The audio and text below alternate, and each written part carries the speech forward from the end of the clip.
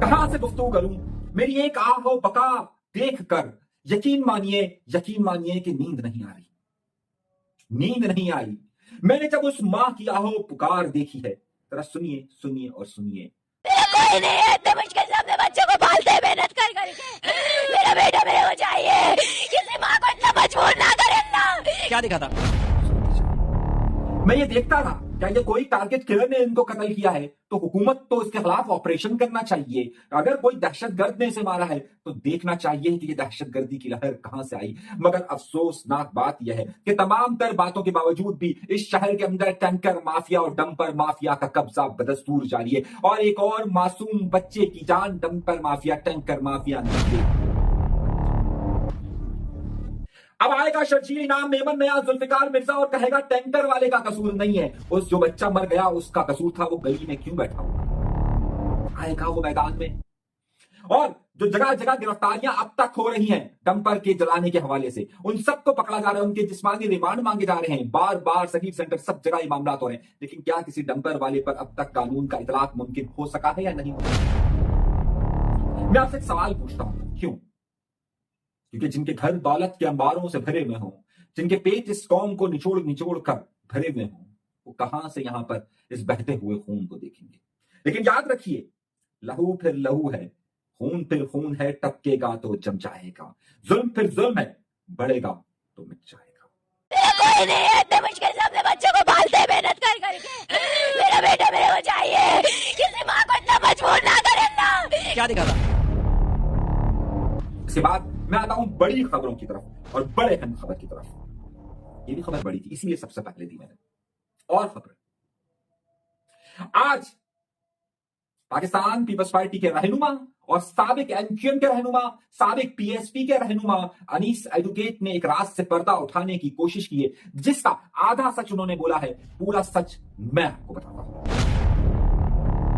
PSP का बानी यूसुफ भाई को ही कहता हूं। उन्होंने दावा ये किया, उनका दावा ये है कि पीएसपी यानी कि पाक सर जमीन पार्टी यानी कि मुस्तफा कमाल को लॉन्चिंग का जो इख्तियार था, जो बनाने वाले थे, वो इशरतुल इबाद थे। यानी कि इशरतुल इबाद पर, साबिक गवर्नर सिंध पर इतना बड़ा इल्जाम। सोचिए, पीएसपी बनी कब है?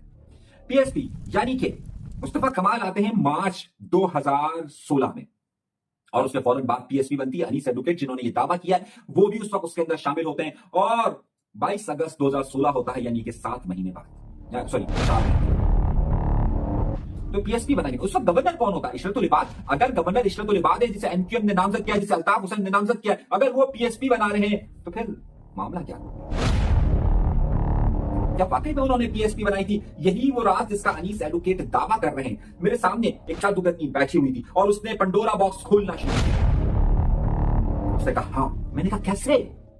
उसने कहा मुझे इशरतुल इबाद साहब ने बताया था कि जिस जमाने में अनीस कायम खानी और मुस्तफा कमाल दुबई में एक ठेकेदार के पास नौकरी किया करते थे, उस वक्त इशरतुल इबाद का उनसे राब्ता था, लेकिन एमक्यूएम लंदन और एमक्यूएम उनसे राब्ते में नहीं।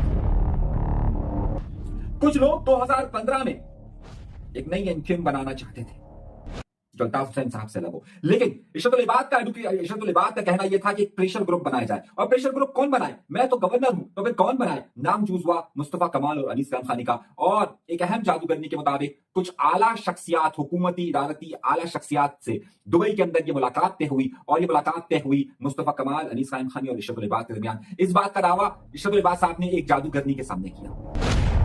फार्मूला बिल्कुल सेट था और सेट ये था कि प्रेशर ग्रुप बने।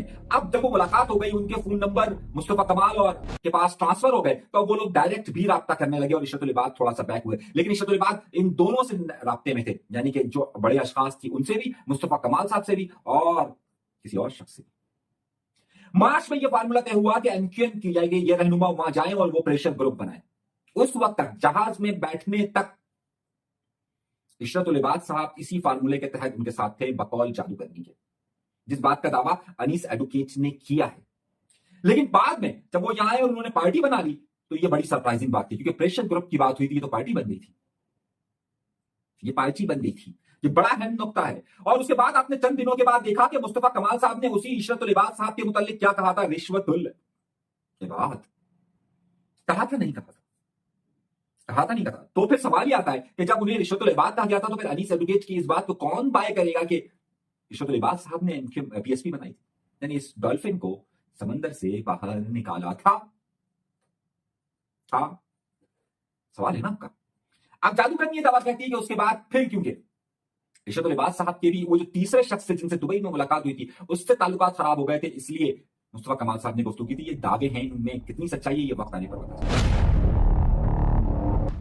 लेकिन हाँ, बहुत सारे लोग, अनीस एडवोकेट ही नहीं बल्कि कुछ जादूगरनियां भी ये कहती है कि इब्तदाई दिनों में रिश्वतुल इबाद साहब का उनसे राब्ता था।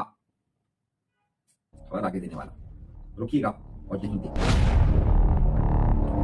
यहां पर पाकिस्तान के खिलाफ अगर कोई गुफ्तगू हो जाए या बात करे तो यकीनी तौर पर उसकी सजा होनी चाहिए। अव्वलीन तरजीह हमारा ये मुल्क है जो हमें अपनी जान से भी ज्यादा प्यारा होना चाहिए। और मां किसे प्यारी नहीं होती, मां किसे प्यारी नहीं होती। लेकिन कुछ अनासिर बराह रास्त प्रोग्रामों में इजराइल का झंडा उठाते हैं, पाकिस्तान के खिलाफ नारे लगाते हैं और शिद्दत के साथ लगाते हैं।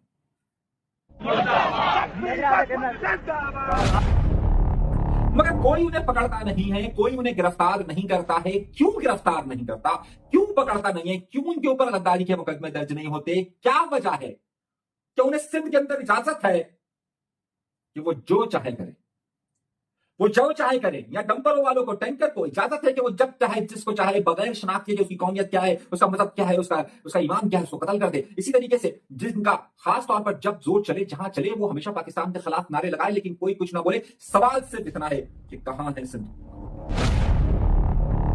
खामोशी तो उसी सूरत में हो सकती है कि जब पाकिस्तान के जश्न मनाए जा रहे हो, उसी दिन ये रैली निकले और सब खामोश हो। क्यों? मेरा सवाल है क्यों, क्यों और क्यों? और यही बड़ा सवाल है मेरा, क्यों?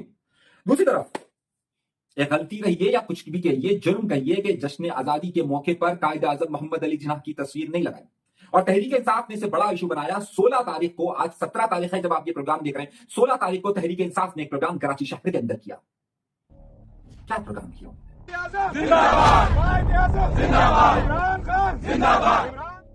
उन्होंने प्रोग्राम ये किया कि उन्होंने अपने ऑफिस में कायद आजम मोहम्मद अली जिन्ना की बड़ी तस्वीर आविज़ा की और ये बताने की कोशिश की कि मुहिब्बे वतन तो हम हैं। लेकिन किसके लिए तस्वीर लगाई, किसको दिखाने के लिए? क्या पंजाब हुकूमत को? तो पंजाब हुकूमत तो मरियम नवाज साहिबा वहां, अगर तहरीक इंसाफ को यही काम करना था तो पंजाब में करती, कराची में क्यों किया? क्योंकि इजाजत है। तहरीक इंसाफ को पंजाब में उतनी इजाजत नहीं है जितनी कराची में इजाजत है। वो सब कुछ कर सकती है और सब कुछ कर रही है। अच्छी बातें करना चाहिए। कायद आजम मोहम्मद अली जिन्ना हो या पाकिस्तान का परचम हो, उसे हर जगह आवेजा होना चाहिए। हमारी मिट्टी, लेकिन ये भी तो सियासत का अंसर है ना। कायद आजम मोहम्मद अली जिन्ना की तस्वीर को भी अब सियासत के लिए इस्तेमाल किया जा रहा है। उसने लगाई नहीं तो बुरा, ये लगाकर हीरो हीरो हीरो हीरो। मगर इस हीरो में एक बड़ी अजीब बात है कि पेशावर खैबर पख्तूनख्वा के अंदर सैलाब ने तो तबाही मचाई हुई है। आए दिनों के अंदर कराची के अंदर भी बरसात की मुतवक्के कहा जा रहा है। लेकिन ये क्या रिवायत है? आप देखिए, सैलाब से बचने के लिए एक बकरे को काट कर उस पानी के अंदर डाला जा रहा है कि इस रिवायत से वो सैलाब रुक जाएगा। कि क्या जहन है, क्या जहन?